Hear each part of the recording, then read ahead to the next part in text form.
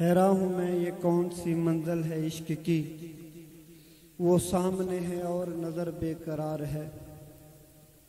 आजम मैं उनकी नजर करूं भी तो क्या करूं, दिल तो है मेरे पास मगर दागदार है।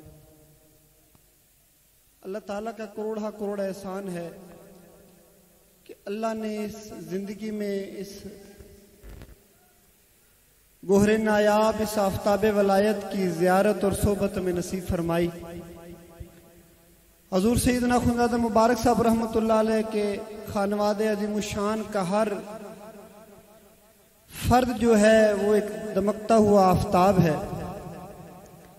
अभी आपके सामने मैं सरकार खुदादा मुबारक साहब रहमतुल्लाह अलैह के चमनिस्तान गुलिस्तान से जो गोहरे नायाब जो खतीब आजम पेश करने जा रहा हूं, बिलाशुबा अमल की दुनिया में उस शाकान मुस्तफ़ा के लिए एक अजीम शख्सियत, खताबत ऐसी कि जिसपे खुद खताबत भी नाज करती है।